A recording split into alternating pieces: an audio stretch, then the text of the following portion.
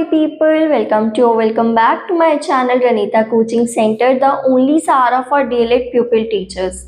तो चलिए आज हम शुरू करने वाले हैं हमारा CD का यूनिट 2 जो कि है play and physical motor development. अगर आपने अभी तक चैनल को सब्सक्राइब नहीं करा है तो जल्दी से कर लो और साथ ही साथ टेलीग्राम चैनल और इंस्टाग्राम चैनल को भी सब्सक्राइब करो और फॉलो करो क्योंकि वहाँ पर आपको अपडेट्स मिलेंगे। इसके साथ साथ मैं वीडियो के एंड में आपके साथ इस यूनिट के कुछ मॉडल क्वेश्चन शेयर करूंगी जिसका आंसर आप मुझे करके नोटबुक में करके मुझे आप फोटो क्लिक करके भेज सकते हैं। मैं आपको आपकी गलतियां बताऊंगी कि कहाँ आप गलत कर रहे हो और आपको मार्क्स भी मिलेंगे। तो इसलिए आपको वो भेजने के लिए टेलीग्राम चैनल को ज्वाइन करना पड़ेगा, साथ ही साथ इंस्टाग्राम पे फॉलो करना पड़ेगा। तो चलिए शुरू करते हैं बिना किसी देरी के। इस यूनिट में हम पढ़ेंगे फिजिकल मोटर डेवलपमेंट, इसका क्या मतलब होता है, क्या क्या इसके कैरेक्टरिस्टिक्स है अलग अलग स्टेजेस पे, वो देखेंगे। सेकेंडली हम देखेंगे डेवलपमेंट ग्रोस और फाइन मोटर स्किल्स की, जो हमने फर्स्ट यूनिट में भी पढ़ा था। अगर आपने फर्स्ट यूनिट अभी तक नहीं देखी है तो पहले फर्स्ट यूनिट जाके देखिए, अपलोड हो चुकी है चैनल पर। फिर उसके बाद ये देखना, तभी आपको समझ आ पाएगा, आप रिलेट कर पाओगे। तो ग्रोस मोटर क्या होती है, फाइन मोटर स्किल्स क्या होते हैं, ये फर्स्ट यूनिट में हमने देखे थे। साथ ही साथ फैक्टर्स अफेक्टिंग फिजिकल और मोटर डेवलपमेंट, ऐसे क्या फैक्टर्स हैं जो फिजिकल और आपके मोटर डेवलपमेंट को इफेक्ट करते हैं, और पेरेंट्स और टीचर्स का क्या रोल होता है इसमें, ये भी देखेंगे। उसके बाद प्ले देखेंगे कि प्ले क्या होता है, इसके कैरेक्टरिस्टिक्स क्या होते हैं, कैसे कैसे गेम्स हम कैसे कैसे प्ले बच्चों को खिला सकते हैं, वो भी देखेंगे। डेवलपमेंटल रोल ऑफ प्ले और organisation of physical motor activities and play for children of primary classes, ये सब हम इसमें देखने वाले हैं। तो चलिए शुरू करते हैं। सबसे पहले प्ले एंड डेवलपमेंट हमारा आ जाता है कि प्ले क्या होता है। अब ये जो वर्ड है, ये शब्द जो प्ले है, वो कॉमनली यूज करते हैं हम जब हम बच्चों के बारे में बात करते हैं कि बच्चा खेल रहा है, बच्चा प्ले कर रहा है, चिल्ड्रन आर प्लेइंग, राइट। तो इसमें क्या हो रहा है कि हम जब बच्चों की बात करते हैं तब हम प्ले वर्ड का यूज करते हैं। हमारे लिए ये क्या है, एडल्ट्स के लिए ये क्या होता है, टाइम फिलर या फिर टाइम पास एक्टिविटी होती है जो कि हम अपने लीजर टाइम में, यानी कि जब हम फ्री होते हैं उस टाइम पर हम कर लेते हैं। लेकिन बच्चा जो कुछ भी अपने जॉय के लिए, अपने खुशी के लिए करता है, उसी को हम प्ले कहते हैं कि बच्चा क्या है, खेल रहा है और बच्चे की उसमें डेवलपमेंट भी होती है। उसके बाद the never ending activity of flowing stream और द ग्रोइंग ट्री, इसमें यही लिखा है कि जो प्ले है वो क्या है, नेवर एंडिंग एक्टिविटी है, और साथ ही साथ प्ले हाईएस्ट फॉर्म होता है रिसर्च का, और प्ले जो होता है वो वर्क होता है चाइल्डहुड का। ओके, नाउ प्ले जो है वो यूनिवर्सल फिनोमिना होता है, ये सारी चीज़ें आपको याद रखनी है। कैरेक्टरिस्टिक्स ऑफ प्ले क्या होते हैं, क्या क्या कैरेक्टरिस्टिक्स है प्ले के, ये देख लेते हैं। सबसे पहले प्ले जो होता है वो सेल्फ एक्टिविटी होती है, ये इन्नेट टेंडेंसी होती है, ये ट्रेडिशन और कल्चर से इन्फ्लुएंस होती है। प्ले जो होता है वो डेलिब्रेट एक्टिविटी होती है, इंटेंशनल एक्टिविटी होती है। साथ ही साथ ये सेटिस्फेक्शन प्रोवाइड करती है, नेचुरल और रिक्रिएशनल होती है, प्रेडिक्टेबल पैटर्न एक चलता रहता है। डेवलपमेंट होता है सेल्फ कॉन्सेप्ट का, इसमें आपकी फिजिकल एक्टिविटीज़ और मेंटल एक्टिविटीज़ भी होती है। कोई भी कंसिडरेशन नहीं होता है एंड रिजल्ट का, क्योंकि देखो एक स्पोर्ट होता है और एक होता है प्ले। जब हम स्पोर्ट की बात कर रहे होते हैं, स्पोर्ट्स जो करते हैं उसमें आपका एंड रिजल्ट होता है, कोई ना कोई जीतता है, कोई हारता है, बट प्ले में ऐसा नहीं होता है। हम अपनी सेटिस्फेक्शन के लिए, अपने जॉय के लिए प्ले कर रहे होते हैं। Play changes from informal to formal, play जो है प्ले टाइम जो है वो एज के साथ साथ कम होता जाता है। आपने खुद में भी देखा होगा कि जब आप छोटे थे तब आप ज़्यादा खेलते होंगे, अब आप टाइम के साथ, एज के साथ कम होता गया वो खेलना। Increase in specific activities with growing age, ठीक है। उसके बाद सेक्स अप्रोप्रिएटनेस होती है और नंबर ऑफ प्लेमेट्स होते हैं, ऑल्सो इफेक्ट द प्ले, ये भी इफेक्ट करते हैं प्ले को। और साथ ही साथ मेंटल और कॉग्निटिव एक्टिविटीज़ जो होती है वो बढ़ जाती है ग्रोइंग एज के साथ। अब देखते हैं stages of play. Stages of play में सबसे पहले इन्फेंट्सहुड स्टेज, हमने फर्स्ट यूनिट में पढ़ा था कि इन्फेंट्सहुड स्टेज कब से कब तक होती है। ये आपकी क्या होती है, ये सेंसरी मोटर प्ले का एज होता है बर्थ से 3 साल तक, जब बच्चा जन्म लेता है उससे 3 साल तक ये जो sensory development, sensory motor development बच्चे में होने लगती है कि बच्चा क्या है, सेंस कर पाता है कि अपने आसपास वो देख पाता है, ठीक है। इसमें क्या होती है, इन्वायरमेंट को लेकर वो अवेयर हो पाता है सेंसेस का यूज़ करके, लाइक वो टच कर रहा है किसी चीज़ को, मूव हो रहा है, देख रहा है, सुन रहा है, तो उसके सेंसेस जो है वो डेवलप होते हैं। नेक्स्ट आ जाते हैं early childhood stage. Early childhood stage जो होता है वो 3 से 7 साल तक होता है।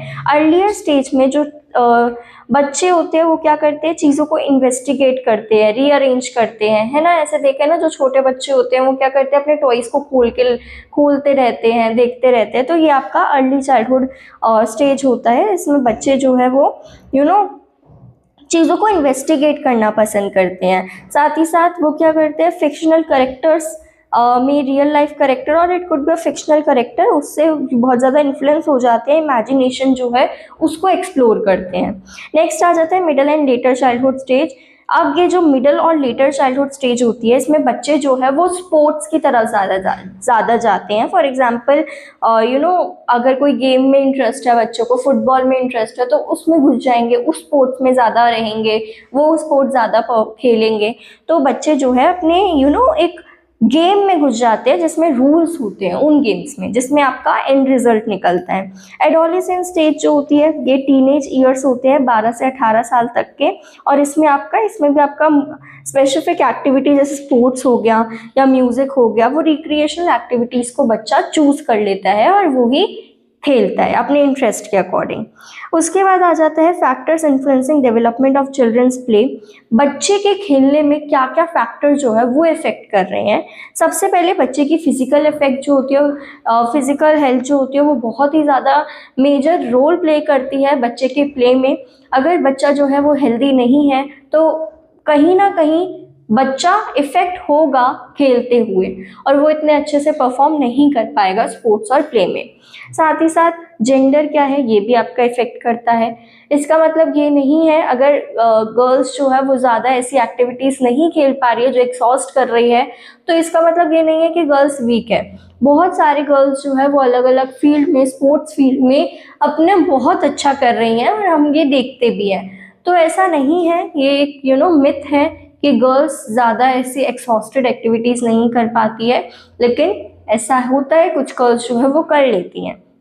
Intelligence and other mental abilities, ठीक है। अब बच्चे का IQ कैसा है, बच्चे की मेंटल एबिलिटी कैसी है, ये भी इफेक्ट करती है कि बच्चा कैसा खेल खेलेगा, ठीक है। तो ये सारे फैक्टर जो है वो इफेक्ट करते हैं। मोटर डेवलपमेंट बच्चे की कितनी है, बच्चा कितना ज़्यादा पावरफुल है, बच्चा कितना ज़्यादा एक्यूरेट है, कितना स्ट्रॉन्ग है, ये भी इफेक्ट करता है। कितना बच्चे के पास टाइम है, ये भी इफेक्ट करेगा। सोशियो इकोनॉमिक स्टेटस कैसा है, ये इफेक्ट करेगा। कैसे इन्वायरमेंट में बच्चा रह रहा है, सिक्योर इन्वायरमेंट है या बच्चे को एनकरेज करा जा रहा है खेलने के लिए या नहीं किया जा रहा, वो भी इफेक्ट करेगा। प्ले इक्विपमेंट्स, बच्चे के साथ पास कैसे इक्विपमेंट्स है खेलने के लिए, वो इफेक्ट करेंगे। एज क्या है बच्चे की, पीयर ग्रुप, उसका जो फ्रेंड सर्कल है वो कैसा है। सीजन्स जो इफेक्ट करेंगे, समर में बच्चे इंडोर गेम्स खेलते हैं, विंटर में बच्चे जो है वो बाहर ज़्यादा खेलना पसंद करते हैं। क्वालिटी ऑफ एक्सपीरियंस, बच्चे के साथ कैसा एक्सपीरियंस है खेलने में, ठीक है।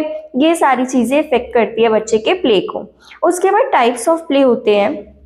बॉडली और मेंटल एक्टिवनेस के बेसिस पर एक फिजिकल प्ले होता है और एक मेंटल प्ले होता है। फिजिकल प्ले में वही जो बच्चा भाग दौड़ कर खेल रहा है, और मेंटल प्ले में वो जो बच्चा दिमाग से खेलेगा, चेस हो गया, ये मेंटल प्ले में आएगा।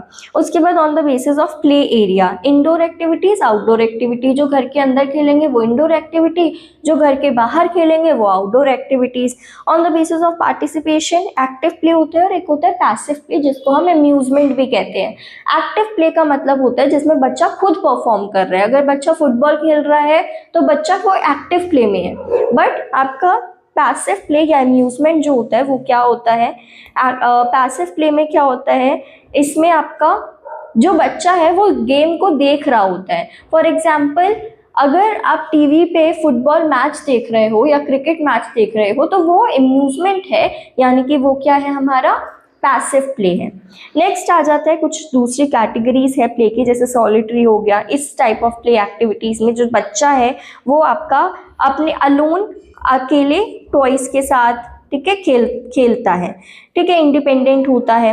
पैरेलल प्ले में क्या होता है, बच्चा जो है इंटरेक्ट कर रहा होता है लेकिन शेयर नहीं कर रहा होता है, अपनी ही प्ले में इंडल्ज होता है। उसके बाद सिंबॉलिक प्ले में क्या होता है, बच्चा किसी चीज को रिप्रेजेंट कर रहा होता है, ठीक है, इमेजिनरी सेटिंग बना लेता है। प्ले क्या होता है, जिसमें बच्चा क्या है, खेल रहा है, अपनी एक्टिविटी कर रहा है और रिसोर्सेज को भी शेयर कर रहा है। नेक्स्ट कोऑपरेटिव ग्रुप प्ले, जिसमें बच्चा एक साथ खेल रहा है, ग्रुप प्ले है और बच्चे जो है आपस में नॉर्म्स और रूल्स का पालन करते हुए खेल रहे हैं। उसके बाद आ जाता है वैल्यूज फंक्शंस, क्या इंपॉर्टेंस होती है प्ले की, ये सोर्स ऑफ लर्निंग होता है, ठीक है। इसमें आपका क्या होता है, सेंसेस जो है वो शार्प होते हैं, वो इम्प्रूव होते हैं। Play leads to development of more realistic self concept realising one's own ability and limitations. Play से प्लेजर मिलता है, ठीक है, जब हम डिफिकल्ट गोल्स को अचीव करते हैं तो प्लेजर मिलता है। प्ले जो होता है childhood stage help the children learning appropriate sex roles. Play जो है वो फ्लेक्सिबिलिटी मेंटेन करता है इन वंस पर्सनालिटी, और प्ले डेवलपमेंट जो है वो क्रिएटिविटी को और इमेजिनेशन को इंक्रीज करता है। साथ ही साथ प्ले जो है वो बच्चों को एक्सप्रेस करने का, अपने इमोशंस एक्सप्रेस करने का एक चांस देता है, एक मौका देता है। नेक्स्ट आ जाता है डेवलपमेंटल रोल ऑफ प्ले और कॉग्निटिव डेवलपमेंट। इसमें यही सारी चीज़ें बता रखी है कि प्ले से आपका क्या होता है, कॉग्निटिव मैंने आपको पिछली वीडियो में भी फर्स्ट यूनिट में भी कहा था, जब भी आप कॉग्निटिव सुनो तो वो आपका माइंड से रिलेटेड होता है, आप रीजनिंग कैसे कर रहे हो, ठीक है, प्रॉब्लम सॉल्व कैसे कर रहे हो, ये सारी चीज़ें आपके कॉग्निटिव डेवलपमेंट में आती है। तो कॉग्निटिव डेवलपमेंट और प्ले का एक एक बहुत अच्छा रिलेशन है कि प्ले की वजह से कॉग्निटिव डेवलपमेंट होती है। कैसे, जब बच्चा खेलेगा तो बच्चे की मेंटल एबिलिटी जो है, प्रॉब्लम सॉल्विंग स्किल जो है वो इंक्रीज होंगे। सेकेंडली प्ले और सोशो इमोशनल डेवलपमेंट, बच्चा क्या है ड्रामेटिक और सोशल ड्रामेटिक प्ले खेलता है, इमिटेशन करता है, इससे बच्चे का बिहेवियर जो है वो भी इन्फ्लुएंस होता है कहीं ना कहीं। उसके बाद आपका आ जाता है प्ले और एक और चीज, बच्चा जो है ग्रुप लर्निंग करता है, यूनिटी के साथ खेलता है, एक दूसरे के साथ ग्रुप प्ले करता है, तब भी बच्चे की सोशो इकोनॉमिक एक्टिविटीज डेवलपमेंट जो है वो होती है। नेक्स्ट आ जाता है play and physical and motor development. ये तो बहुत ऑब्वियस सी चीज़ है, जब बच्चा खेलेगा, फिजिकल एक्टिविटीज करेगा तो वो फिजिकली स्ट्रांग होगा, फिजिकली डेवलप होगा, ठीक है। तो बच्चा अगर भाग रहा है, हाइड एंड सीक खेल रहा है या स्विमिंग कर रहा है, उससे बच्चे का क्या हो रहा है, बच्चे की फिजिकल डेवलपमेंट हो रही है। Next play and language development, जब बच्चे कुछ ऐसी गेम्स खेलते हैं जिसमें चीज़ों को डिस्क्राइब करना है, जिसमें बोलना है, तो उसमें बच्चे की लैंग्वेज डेवलपमेंट जो है वो हो रही है। तो ये सारी चीज़ें जो इसमें क्या होती है, डिस्कशंस वगैरह होती है। तो डेवलपमेंटल रोल है प्ले का, तो इसमें आप ये वाला टेबल एक बार देख सकते हैं। तो सबसे पहले आ जाता है फिजिकल डेवलपमेंट। फिजिकल डेवलपमेंट में आपका हेल्थ, बॉडी स्टैमिना, एक्यूरेसी और कोऑर्डिनेशन बढ़ती है। लैंग्वेज डेवलपमेंट में बच्चे की कॉम्प्रिहेंशन, वोकैब, इन्हांसमेंट, लिसनिंग और स्पीकिंग स्किल्स बढ़ेगी। वहीं सोशल डेवलपमेंट में यूनिटी बढ़ेगी, शेयर करना बच्चा सीखेगा, इक्वालिटी होगी, कोऑपरेशन और सोशलाइजेशन बच्चा सीखेगा। कॉग्निटिव डेवलपमेंट में प्रॉब्लम सॉल्विंग सीखेगा बच्चा, creativity, logical thinking, reasoning ability और मेमोरी सीखेगा। वहीं इमोशनल डेवलपमेंट में बच्चा क्या अपने इमोशंस को समझ पाएगा और दूसरों के इमोशंस को समझना भी सीखेगा। मॉरल डेवलपमेंट में बच्चा क्या है, गुडनेस का, ट्रूथफुलनेस का, ये सारी चीज़ों के बारे में सीखेगा। साथ ही साथ वेलफेयर हो गया, ऑनेस्टी, सच बोल रहा है, चीटिंग नहीं कर रहा है, ये सारी चीज़ें आपका मॉरल डेवलपमेंट में आ जाएगी। नेक्स्ट आ जाती है play activities for various domains of development. कुछ प्ले एक्टिविटीज़, अब देखो सेंसरी डेवलपमेंट के लिए हम क्या क्या बच्चों को प्ले करवा सकते हैं, जैसे कि बच्चा सुन रहा है, स्मेल कर रहा है, टेस्ट कर रहा है, ठीक है, देख रहा है, फील कर रहा है। तो एक्टिविटीज़ क्या क्या हो सकती है इसमें, नेचर वॉक, वाटर प्ले, ठीक है, sand play, creative play, clay work हो रहा है। तो ये सारी चीज़ें जो है ऐसी एक्टिविटीज़ करवा के बच्चे की सेंसरी डेवलपमेंट होगी। नेक्स्ट लैंग्वेज डेवलपमेंट के लिए सॉन्ग्स हो गया, राइम्स हो गया, और क्या हो गया, स्टोरी हो गया, और डिस्कशंस हो गई, बुक रीडिंग हो गई, तो ये स्टोरी टेलिंग हो गई, तो ये सारी चीज़ों से, ये सारे प्ले से लैंग्वेज डेवलपमेंट होगी। कॉग्निटिव डेवलपमेंट में हम रिडल्स करवा सकते हैं, डिस्कशंस कर सकते हैं, पजल करवा सकते हैं, मैथ क्विज करवा सकते हैं, तो ये सारी एक्टिविटीज़ इसमें दे ही रखी है। फाइन मोटर स्किल्स जो होती है, मैं दोबारा बता देती हूँ, फाइन मोटर स्किल्स में क्या होता है, आपके फिंगर से रिलेटेड होती है, और आपकी जो मोटर स्किल्स होती है, आपके ओवरऑल डेवलपमेंट क्या होता है, अपनी बॉडी का होता है। बट फाइन मोटर स्किल्स में क्या होता है, आपकी फिंगर से रिलेटेड होती है ये। तो फाइन मोटर स्किल्स में आप फिंगर प्ले करवा सकते हो, एक्शन गेम्स करवा सकते हो, थ्रेडिंग हो रही है, स्टिचिंग हो रही है, कलरिंग हो रही है, पेंटिंग हो रही है, ये सारी आपकी फिंगर से रिलेटेड है, हैंड से हो रही है, तो इसमें आपकी फाइन मोटर स्किल्स डेवलप होगी। इमोशनल एंड एस्थेटिक डेवलपमेंट में म्यूजिक हो गया, ड्रामा हो गया, डांस हो गया, गेम्स हो गई, ये सारी चीज़ें आ सकती है। फिजिकल ग्रॉस मोटर डेवलपमेंट में रनिंग पूरी बॉडी से रिलेटेड है, ग्रॉस मोटर डेवलपमेंट, राइट, और फाइन मोटर डेवलपमेंट आपके फिंगर से रिलेटेड है। तो ग्रॉस मोटर में क्या हो रहा है, हम रनिंग करवा रहे हैं या दूसरी एक्टिविटीज करवा सकते हैं, स्विमिंग करवा सकते हैं, ठीक है, स्पोर्ट्स एक्टिविटीज करवा सकते हैं, योगा करवा सकते हैं, इसमें आपकी ग्रोथ मोटर डेवलपमेंट होगी। लास्ट आ जाता है सोशल डेवलपमेंट। सोशल डेवलपमेंट के लिए हम ग्रुप डिस्कशंस करवा रहे हैं, मॉर्निंग असेंबली करवा रहे हैं, वहीं स्टोरीज वगैरह, सॉन्ग, पपेट एक्टिविटीज़, ये सारी चीज़ें जो है, ऐसी एक्टिविटी सोशल डेवलपमेंट में काम करेगी। उसके बाद आ जाता है importance of play in education. क्या इंपॉर्टेंस है एजुकेशन में प्ले की? तो सबसे पहले करिकुलम कंस्ट्रक्शन में प्ले जो है वो बहुत ज़्यादा हेल्प करता है। ये चाइल्ड सेंटर्ड जो है एम, कंस्ट्रक्टिव करिकुलम जो है वो फ्रेम करता है। Second, learning by doing. जब बच्चा खेलेगा तो कुछ सीखेगा, और इसी से क्या हो रहे हैं, लर्निंग बाय डूइंग हो रहे हैं, करके बच्चा सीख रहा है। नेक्स्ट, इंटरेस्ट और क्यूरियोसिटी बढ़ाएगा बच्चे की लर्निंग में।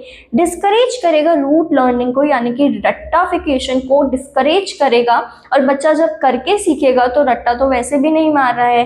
नेक्स्ट, थेराप्यूटिक इंपॉर्टेंस देगा कि बच्चा जो है वो स्ट्रेस में नहीं आएगा और खुशी खुशी खेलते खेलते चीज़ों को सीखेगा। इंपॉर्टेंस एंड डेवलपमेंटल एरिया, अलग अलग एरियाज में बच्चा जो है वो डेवलप होगा। कम्युनिकेशन स्किल्स होगी, इन्हांस होगी, ठीक है, मेमोरी एबिलिटी शार्प होगी, आई और हैंड कोऑर्डिनेशन इम्प्रूव होगा। अब देखो कुछ एक्टिविटीज़ है, ये बहुत ही ज़्यादा इंपॉर्टेंट होती है और हर साल पूछी जाती है, और सेकेंड ईयर के बच्चों को पता होगा जो पिछले साल थे, मेरे एंड मोमेंट में बताए हुए इंपॉर्टेंट क्वेश्चन आते ही आते हैं। तो अभी से मैं जब बता रही हूँ आपको इंपॉर्टेंट टॉपिक है, तो उसको अच्छे से समझते हुए चलो। तो ये इंपॉर्टेंट है, इसमें आपसे पूछा जा सकता है कि फिजिकल मोटर डेवलपमेंट को इन्हांस करने के लिए क्या प्ले आप करवा सकते हो अपनी क्लास में, या लैंग्वेज डेवलपमेंट करने के लिए आप क्या प्ले करवा सकते हो। तो वो सारी चीज़ें आपको पता होनी चाहिए। एटलीस्ट हर एक एक्सपेक्ट ऑफ डेवलपमेंट की 2 प्ले एक्टिविटीज तो आपको पता होनी चाहिए।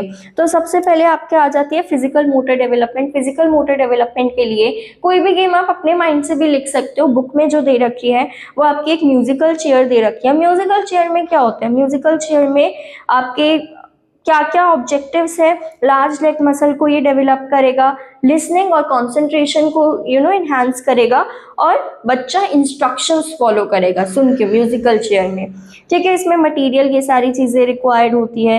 गेम में क्या होता है म्यूजिकल चेयर में कि चेयर्स रखी होती है, म्यूजिक प्ले होता है, और जब म्यूजिक ऑफ होता है तो बच्चों को आसपास चेयर के घूमना, सबने खेल रखा है, बच्चों को आसपास घूमना होता है चेयर के, और जैसे ही म्यूजिक बंद होगा वैसे ही बच्चे चेयर्स पर बैठेंगे। जिसको चेयर नहीं मिलेगी वो आउट होता जाएगा।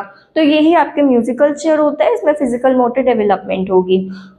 ऐसे ही डॉग एंड द बोन आपकी गेम होती है, बैलेंस रेस होती है, इसमें लेग मसल्स को डेवलप करने के लिए और कंट्रोलर कोऑर्डिनेशन को गेन करने के लिए करा जाता है। इसमें क्या होता है, ड्रॉ कर दी जाती है लाइंस चॉक से, कर्व्स के साथ, ट्विस्ट के साथ, और उसी के बच्चा अगर लाइन के बाहर निकल जाता है चलते चलते तो वो आउट हो जाता है।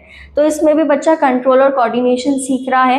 नेक्स्ट आ जाता है throwing the ball, right, ball को करेक्ट बॉक्स में डालना है। ऐसी ऐसी एक्टिविटीज़ इसमें होती है। इसमें भी आपकी एक्यूरेसी और कंट्रोल एंड कोऑर्डिनेशन बढ़ेगा। लाइव योगा, योगा के तो कितने ज़्यादा फायदे होते हैं आप स्टार्टिंग से पढ़ते आ रहे हैं तो योगा भी करवा सकते हैं, इससे पोस्चर बच्चों का इंक्रीज होगा। जो भी ऑब्जेक्टिव्स आप लिखना चाहते हो वो आप लिख सकते हो, क्योंकि योगा के तो ऑब्जेक्टिव्स आपको पता ही है, इंपॉर्टेंस पता ही है। योगा करवा सकते हो, पेपर फोल्डिंग करवा सकते हैं, ठीक है। ऑरिगेमी शीट से आप बच्चों को इंस्ट्रक्ट करोगे और बच्चा जो है वो आपको फॉलो करेगा, इंस्ट्रक्शंस को फॉलो करेगा। इसमें आपका वेस्ट पेपर जो है वो क्रिएटिविटी के साथ यूज हो रहा है, इन्हांस हो रहा है फाइन मोटर स्किल्स का, बिकॉज हम फिंगर्स का यूज कर रहे हैं। डेवलप हो रही है बच्चे की इमेजिनेशन और क्रिएटिविटी, और आई हैंड कोऑर्डिनेशन भी इम्प्रूव हो रहा है। उसके बाद आ जाती है play activities for sensory development. अब देखो हमने ये वाला देखा अभी फिजिकल मोटर डेवलपमेंट, तो फिजिकल मोटर डेवलपमेंट के दो याद कर लो। एक म्यूजिकल चेयर, क्योंकि सबने खेल रखा है म्यूजिकल चेयर तो याद रहेगा ही, और दूसरा लाइव योगा, क्योंकि योगा के भी आपको फायदे पता है तो योगा भी याद रहेगा, है ना। तो फिजिकल मोटर डेवलपमेंट में एक हो गया म्यूजिकल चेयर, दूसरा हो गया लाइव योगा। नेक्स्ट आ जाता है आपका play activities for sensory development. तो सेंसरी डेवलपमेंट के लिए क्या क्या एक्टिविटीज हम करवा सकते हैं। सबसे पहले आप सैंड एक्टिविटी करवा सकते हो, इसमें आई हैंड कोऑर्डिनेशन इंप्रूव होगा। Feel the texture of sand, बच्चे जो है सैंड का टेक्सचर फील कर पाएंगे और अपनी फीलिंग थ्रू एंड मॉडलिंग जो है एक्सप्रेस कर पाएंगे। तो इसमें क्या करना है, आपको बच्चों को इंस्ट्रक्ट करना है, सैंड के पास लेके जाना है, मटेरियल प्रोवाइड करना है और उससे बच्चे जो है सैंड से कुछ ना कुछ अपने अकॉर्डिंग बनाएंगे, ठीक है, अपनी इमेजिनेशन और क्रिएटिविटी को शो करते हुए। उसके बाद आ जाता है थंब पेंटिंग। थंब पेंटिंग में बच्चा अपने इमोशंस को एक्सप्रेस कर रहा है, इम्प्रूव कर रहा है फाइन मसल्स को हैंड की। तो इसमें क्या हो रहा है, बच्चे के थंब पर लगाया जा रहा है पेंट लगाया जा रहा है और बच्चे थंब का यूज करके क्या कर रहे हैं, पेंटिंग बना रहे हैं, कुछ भी बना रहे हैं, बस बहुत इजी है। उसके बाद नेचर वॉक हो गया। नेचर वॉक में क्या हो रहा है, बच्चा अपने सेंसेस का यूज करके, और क्यूरियोसिटी उनकी डेवलप होगी, सेंसेस का यूज करके अलग अलग चीजों को एक्सप्लोर कर पाएगा, एक्सपीरियंस कर पाएगा। इसमें क्या हो रहा है, इसमें बच्चों को गार्डन में लेके जा रहे हैं और गार्डन में लेके जाके बोल रहे हैं जो भी आपको साउंड आ रही है, जो भी आप अपने आसपास देख रहे हो वो आप नोट करते जाओ और आपको फिर बताना है। ऐसा कुछ करके आप अपने बच्चों को गार्डन के पास घुमाओगे। तो यही आपका नेचर वॉक। उसके बाद ब्लाइंडफोल्ड हंट है, ठीक है, ये करवा सकते हैं। Who I am listen and identify, इसमें क्या होगा, म्यूजिक प्लेयर में आपको अलग अलग एनिमल्स, बर्ड्स और चीज़ों की आवाज़ें लगानी है और बच्चों को कहना है कि आइडेंटिफाई करो कि कौन सा बर्ड की या कौन से एनिमल की आवाज़ है। तो इसमें भी आपके सेंसरी डेवलपमेंट जो है वो होगी बच्चे की। तो आप सेंसरी डेवलपमेंट का इतना ही है। तो सेंसरी डेवलपमेंट में भी दो आप लर्न कर सकते हो, एक सैंड एक्टिविटी की सैंड से बच्चा कुछ बना रहा है, दूसरा थंब पेंटिंग कर सकते हो कि थंब से बच्चा क्या है, पेंटिंग बना रहा है, और तीसरा आप नेचर वॉक भी कर सकते हो कि बच्चा नेचर वॉक पे यानी कि गार्डन में ऐसे ही बच्चे को ऑब्जर्व करने के लिए छोड़ दिया जा रहा है। उसके बाद नेक्स्ट आ जाते हैं play activities for cognitive development. अभी ये बहुत आसान लग रहा होगा कि बहुत आसान है, इसको क्या ही पढ़ रहे हैं हम, बट उस टाइम पे जब पेपर में आती है ना ऐसे क्वेश्चन तो याद नहीं आते हैं कि कौन सा प्ले कौन से डेवलपमेंट में लिखे। तो इसको अच्छे से देखेंगे। सबसे अब नेक्स्ट आ जाता है कॉग्निटिव डेवलपमेंट। कॉग्निटिव डेवलपमेंट क्या होता है, अभी बताया था, माइंड से रिलेटेड होता है, ओके। तो कॉग्निटिव डेवलपमेंट में आप activity 1 guess me out. Guess me out के क्या आपके ऑब्जेक्टिव्स है, वो क्या इनहांस हो रही है, प्रॉब्लम सॉल्विंग स्किल आ रही है और क्यूरियोसिटी बच्चे में बढ़ रही है। इसमें क्या होगा, फ्लैश कार्ड ऑफ अल्फाबेट्स या flash card of words with missing alphabets लगाओगे और आप क्लास को 4 ग्रुप में, 4 to 5 चिल्ड्रन में ग्रुप्स में बांट कर डिवाइड कर दोगे। 4 से 5 चिल्ड्रन एक ग्रुप में होंगे और ये फ्लैश कार्ड्स को आप क्या दोगे, मिसिंग अल्फ़ाबेट्स और मिसिंग और अल्फ़ाबेट्स कार्ड जो है वो बच्चों को दे दोगे ना। उनको टाइम लिमिट दोगे कि आपको इस टाइम तक टास्क कंप्लीट करना है और जो मिसिंग वर्ड्स है उनको फिल आउट करना है। तो एक ये हो गया। दूसरा आप क्या कर सकते हो, match me to my group. अलग अलग ऑब्जेक्ट है उनको मैच करना है, लाइक अ पजल ही, ठीक है, पजल करवा सकते हो। रो में अरेंज करना है चीज़ों को, वो करवा सकते हो। पिक्चर कंप्लीशन, आधी पिक्चर है और मिसिंग पार्ट को बच्चा खुद करेगा। फिल करेगा ये सारी चीज़ें। तो कॉग्निटिव डेवलपमेंट में भी 2 एक्टिविटी करनी है आपको याद। तो 2 एक्टिविटी, आप एक पजल कर लोगे, पजल तो पता ही है क्या होता है। इससे क्या होगा, लॉजिकल एबिलिटी बच्चे की इन्हांस होगी, प्रॉब्लम सॉल्विंग स्किल इन्हांस होगी। ठीक है, तो पजल करवा सकते हैं और पिक्चर कंप्लीशन करवा सकते हैं। डन। नेक्स्ट आ जाता है play activities for language development. तो लैंग्वेज डेवलपमेंट के लिए क्या क्या चीज़ें हम करवा सकते हैं। स्टोरी टेलिंग सबसे अच्छा, ये तो याद ही रहेगा। स्टोरी टेलिंग करवा सकते हैं और रिडल्स करवा सकते हैं, या फिर सीन को डिस्क्राइब करना है। बच्चा एक एक सिचुएशन दे देंगे बच्चों को, या फिर एक पिक्चर दे देंगे और बच्चों को बताना है कि क्या क्या सीन है उसमें। ठीक है, तो रिडल्स करवा सकते हैं, डिस्क्राइब द सीन करवा सकते हैं, स्टोरी टेलिंग करवा सकते हैं। डन। तो इससे बच्चे की लैंग्वेज डेवलपमेंट हो जाएगी। लास्ट आ जाता है play activity for social emotional development. इसमें बच्चे का रोल प्ले करवा सकते हैं। इससे बच्चा क्या होगा, अलग अलग रोल्स को समझ पाएगा। उसके बाद हम रिथमिक मूव्स करवा सकते हैं, कोलाज मेकिंग करवा सकते हैं, या म्यूजिक भी करवा सकते हैं, डांस भी करवा सकते हैं। तो इससे आपका बच्चे का सोशल इमोशनल डेवलपमेंट होगा। Now physical development. Physical development क्या होता है, जो हमारे बॉडी से रिलेटेड हो रहा है। लाइक हमारी हाइट कितनी बड़ी है, हमारी वेट कितना है, तो ये सारी चीज़ें जो है वो फिजिकल डेवलपमेंट में आती हैं। Now stage wise characteristics of physical development. सबसे पहले फिजिकल डेवलपमेंट इन्फेंसी में कैसा होता है, इन्फेंसहुड में कैसा होता है। तो क्वाइट रैपिड होता है और विजिबल होता है as compared to other stages of development, है ना। जब बच्चा बॉर्न हो रहा है, जब बर्थ ले रहा है बच्चा, और 3 साल में वो बच्चा कितना बड़ा हो जाता है, तो ये क्या है, एक रैपिड रैपिड डेवलपमेंट होती है और विजिबल होती है दूसरे स्टेजेस के अकॉर्डिंग। ठीक है, इसमें क्या होता है, बच्चा कोऑर्डिनेट करना, बैलेंस करना, और हाइट और वेट बच्चे की बढ़ती है। बॉडी वेट की बात करें तो बच्चा eight the time of birth जो एवरेज वेट होता है बच्चे का, वो 2.5 to 3 kg होता है। ठीक है, नाउ बाय द एज 1 जो एवरेज वेट हो जाता है वो 7 to 8 kg हो जाता है। तो कितना डिफरेंस हो जाता है ना 1 साल में। और 2 साल के बाद जो बच्चे का वेट होता है वो 10 kg होना चाहिए, हो जाता है। हाइट की बात करें तो जो एक बच्चा जब बर्थ लेता है तो 19 to 20 इंचेस का होता है, और बॉयज टॉलर होते हैं as compared to girls. By the age of 1 year जो एवरेज हाइट हो जाती है वो बच्चे की, वो 26 इंचेस हो जाती है। और at the end of 2 year, 2 साल के बाद बच्चे की जो एज हाइट होती है वो 34 इंचेस हो जाती है। नेक्स्ट बॉडी प्रोपोर्शन की बात करें तो रैपिड चेंज होता है in body proportion of different parts of different stages, है ना। जो हेड और बॉडी प्रोपोर्शन होता है वो 1:4 होता है at the time of birth. As the child grows old, तो जो एज होता है ऑफ 1.5 और 2 जो प्रपोर्शन हो जाता है, यानी कि 1 साल से 2 साल के बीच जो प्रपोर्शन हो जाता है बॉडी का, वो 1:5 हो जाता है। बोन्स एंड मसल्स की बात करें तो बोन्स और मसल जो होती है वो अलग अलग नंबर्स में होती है, size and in types at different stages. अब जो बोन्स होती है इन्फेंट में, कहते हैं ना छोटे बच्चों को ज़्यादा तेज से नहीं पकड़ना चाहिए, और ऐसे ही उनको ऐसे ही घुमाते नहीं रहना चाहिए, उनके साथ ऐसे उछालना नहीं चाहिए, क्योंकि उनकी जो मसल्स होती है, बोन्स होती है, जब वो छोटे होते हैं तो बहुत ही ज़्यादा वीक होती है, बहुत ही ज़्यादा सॉफ्ट होती है। By the age of 8 to 9 months तो बिगनिंग हो जाती है, मिल्क टीथ आने लग जाते हैं बच्चे के, है ना।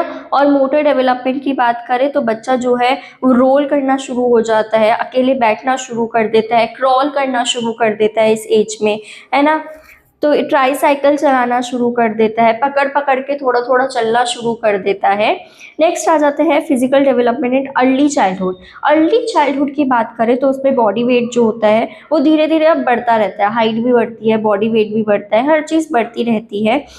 उसके बाद हमारा आ जाता है हाइट जो होती है वो स्लो और स्टेडी ग्रोथ होती है हाइट्स में। 4 साल के जो बच्चा होता है उसकी 38 to 39 इंचेस होती है हाइट, और 6 साल के ख़त्म होने तक जो एवरेज चाइल्ड की हाइट होती है वो 46 to 47 इंचेस होती है, यानी कि हाइट जो है वो धीरे धीरे बढ़ती है अर्ली चाइल्डहुड में। बॉडी प्रोपोर्शन की बात करें तो ये आपकी 1:6 बन जाती है, of the head is to body. Next bones और मसल्स की बात करें तो बच्चा जो है वो बेबी टीथ जो है वो टूटने लग जाते हैं बच्चे के इस एज में, और परमानेंट टीथ जो है वो आने शुरू हो जाते हैं। आर्म्स और लेग्स जो होते हैं वो लार्ज हो जाते हैं, हैंड्स और फीट भी, और जो मसल्स होती है वो स्ट्रॉन्ग होती है और वेट जो है बच्चा गेन करता है। मोटर डेवलपमेंट की बात करें तो बच्चा और ज़्यादा एडवांस मोटर स्किल्स परफॉर्म करने शुरू कर देता है 4 से 5 साल के बीच में। वो फिजिकल एक्शंस बॉल कैच करना, साइकिल चलाना, ये सारी चीज़ें बच्चा सीखने लग जाता है। साथ ही साथ फाइन मोटर स्किल्स में भी बच्चा पजल बनाना, ठीक है, पेंट करना, ड्राइंग करना, ये सारी चीज़ें भी करने लग जाता है।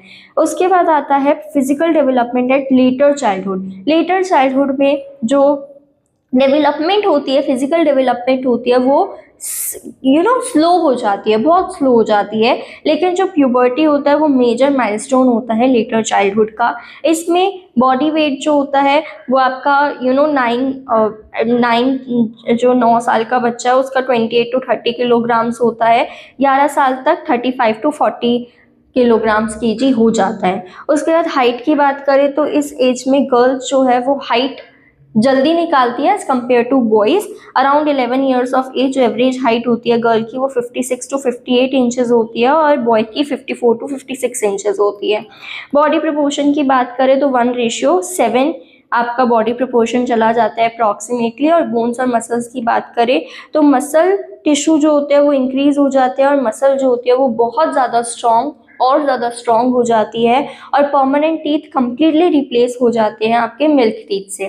मोटर डेवलपमेंट की बात करें तो मसल कोऑर्डिनेशन और कंट्रोल जो है बच्चा जो है कर पाता है, ठीक है। अलग अलग चीज़ों में बच्चा पार्ट ले पाता है, डांस कर पाता है, एरोबिक्स कर पाता है, या फिर गेम्स और स्पोर्ट्स में पार्ट लेता है, डांसिंग, सारी चीज़ें बच्चा कर पाता है मोटर डेवलपमेंट में। उसके बाद आपका आ जाता है physical development at adolescent. Adolescent में आपका रैपिड और ट्रेमेंडियस फिजिकल डेवलपमेंट होती है, बच्चे की बॉडी चेंज होगी, ठीक है। हमने देखा था एडोलिसेंट में क्या होता है, एडोलिसेंट की जब बच्चा स्टेज एंटर करता है तब वो बच्चा होता है, and at the end of the adolescent period बच्चा जो होता है वो मैच्योर हो जाता है। बच्चा जो होता है वो अब यंग और ज़्यादा यंग हो जाता है और मैच्योर हो जाता है, डेवलप हो जाता है। उसके बाद बॉडी वेट की बात करें तो 15 साल तक जो एवरेज वेट होता है गर्ल्स का और बॉयज़ का वो 40 to 45 किलोग्राम्स होता है, ठीक है। अराउंड द एज ऑफ 19 तक जो एज वो बॉडी वेट चला जाता है वो 46 to 50 केजी चला जाता है। हाइट की बात करें तो एडोलेसेंट के बाद मैक्सिमम हाइट बच्चा, मोस्टली बच्चे पहुंच जाते हैं मैक्सिमम हाइट तक, और in the early years of this stage जो गर्ल्स होती है वो स्लाइटली टॉलर होती है देन बॉयज़, लेकिन लेटर ऑन जो बॉयज़ होते हैं वो एकदम से अपनी हाइट निकालते हैं और गर्ल्स से और ज़्यादा लंबे हो जाते हैं। नेक्स्ट आता है body proportion. Body proportion adolescent में 1:8 होता है। बोन्स एंड मसल की बात करें तो मसल जो होते हैं वो बहुत ज़्यादा स्ट्रॉन्ग हो जाते हैं स्टेज पर, और मोटर डेवलपमेंट भी, फाइन मोटर स्किल्स भी डेवलप होती है, आई हैंड कोऑर्डिनेशन भी डेवलप होती है, और बच्चा स्टेबलाइज्ड हो जाता है अपनी मोटर डेवलपमेंट, फाइन मोटर में भी और ग्रॉस मोटर में भी। अब वो फैक्टर्स जो फिजिकल और मोटर डेवलपमेंट को इफेक्ट करते हैं वो क्या है, अमाउंट ऑफ सिक्योरिटी। बच्चे को कितनी ज़्यादा सिक्योरिटी दी जा रही है, बच्चा कितना ज़्यादा प्ले कर रहा है, कितना ज़्यादा खेल रहा है, कितना ज़्यादा फिजिकल इन्वायरमेंट में सेफ फील कर रहा है। अगर इन्वायरमेंट अनसेफ होगा तो बच्चा जो है उसके पास लिमिटेड रिसोर्सेज होगी, बच्चा अपना फुल पोटेंशियल नहीं दिखा पाएगा। Second, curriculum. School curriculum influence करता है फिजिकल डेवलपमेंट को बच्चे की, ठीक है। वैसे ही होम और स्कूल इन्वायरमेंट, तो घर का इन्वायरमेंट और स्कूल का इन्वायरमेंट भी इफेक्ट करता है बच्चे के फिजिकल डेवलपमेंट को। अगर घर में पेरेंट जो है वो बोल रहे नहीं तुम्हें खेलना नहीं है, तुम्हें सिर्फ पढ़ाई पे ध्यान दे, तो बच्चा नहीं खेल पाएगा और बच्चे की फिजिकल डेवलपमेंट अच्छे से नहीं हो पाएगी। ऑन द अदर हैंड अगर स्कूल में बहुत ज़्यादा करिकुलम जो है वो बहुत ज़्यादा स्ट्रिक्ट है, जिसमें फिजिकल एक्टिविटीज़ को इंक्लूड ही नहीं करा है, तो भी बच्चे की फिजिकल डेवलपमेंट इतने अच्छे से नहीं हो पाएगी। इंडिविजुअल डिफरेंसेस अगर नहीं समझेंगे तो बच्चे की फिजिकल डेवलपमेंट में प्रॉब्लम आएगी। प्रोविजन ऑफ को करिकुलर एक्टिविटीज़ भी बच्चे को देनी चाहिए, यानी कि स्पोर्ट्स एक्टिविटीज़ भी करवानी चाहिए। सेक्स एजुकेशन बच्चों को मिलेगा, तभी बच्चा जो है वो डिफरेंसेस के बारे में समझ पाएगा। इवैल्यूएशन सिस्टम जो होता है वो भी कंटिन्यूस और कॉम्प्रिहेंसिव इवैल्यूएशन होना चाहिए कि बच्चे के स्कॉलिस्टिक और को स्कॉलिस्टिक एरियाज के बारे में ध्यान दिया जाए। नेक्स्ट, टीचर्स और पेरेंट्स का क्या रोल होता है फिजिकल और मोटर डेवलपमेंट को प्रमोट करने में। सबसे पहले फ्री और फियरलेस इन्वायरमेंट टीचर और पेरेंट दोनों प्रोवाइड करे बच्चे को, सो दैट बच्चा जो है वो अपनी एबिलिटीज को, जो बच्चे में टैलेंट है, वो बिना किसी डर के दिखा पाए। Next, presenting good example present करने चाहिए। हेल्दी डाइट खिलानी चाहिए बच्चे को, अलग अलग अच्छी चीज़ें गाइड करनी चाहिए। नेक्स्ट, इमोशनल सपोर्ट और फ्रीडम प्रोवाइड करना चाहिए। को करिकुलर और सोशल एक्टिविटीज़ ऑर्गेनाइज करनी चाहिए। रेगुलर फिजिकल चेकअप होता रहे बच्चे का, तो अगर कोई प्रॉब्लम भी हुई बच्चे में तो वो हमें पहले ही पता चल जाएगा।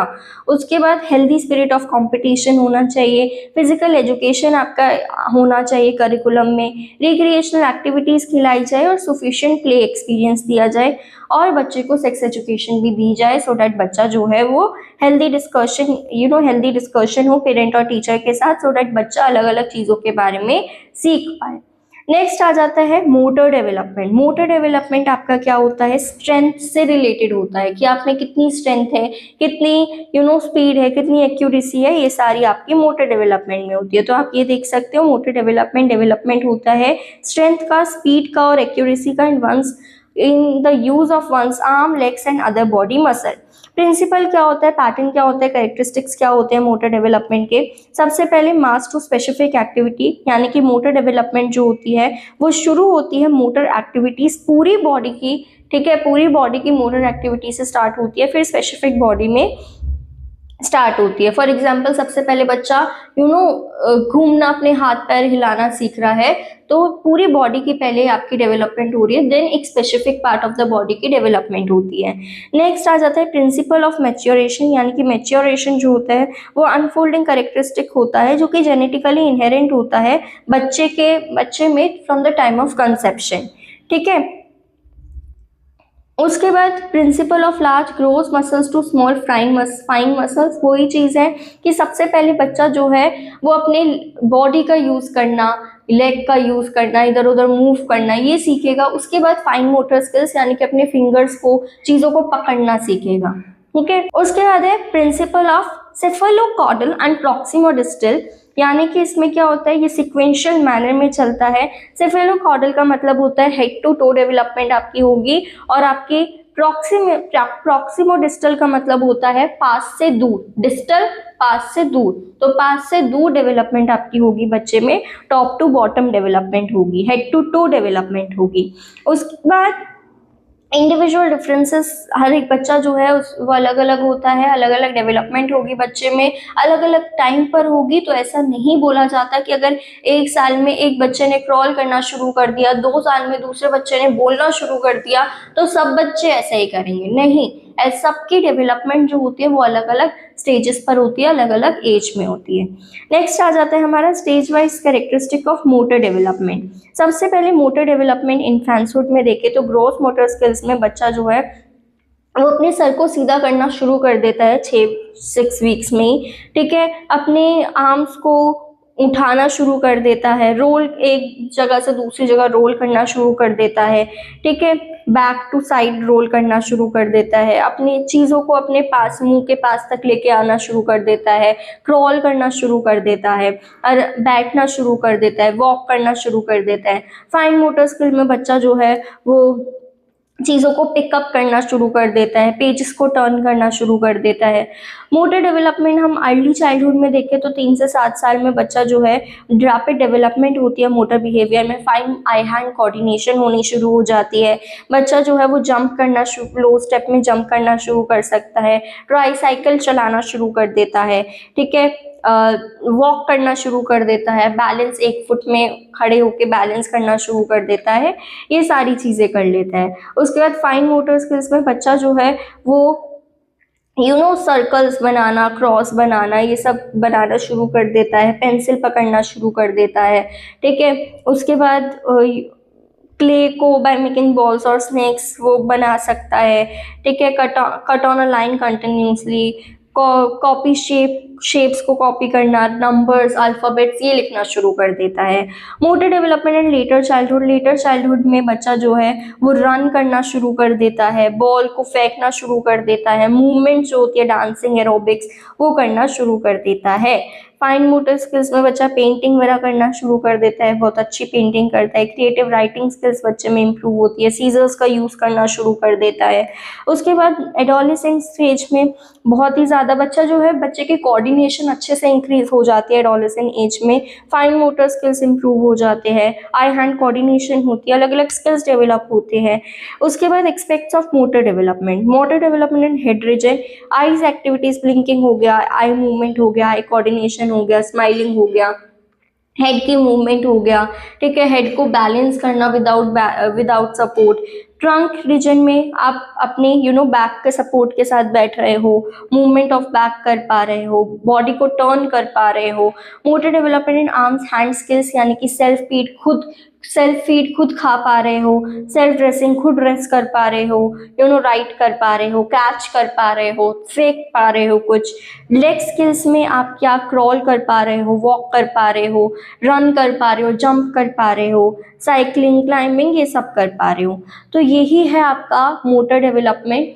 यही था इस लेसन में। सबसे पहले हमने प्ले के बारे में पढ़ा, उसके बाद हमने फिजिकल डेवलपमेंट के बारे में पढ़ा, एंड उसके बाद लास्ट में हमने मोटर डेवलपमेंट के बारे में पढ़ा।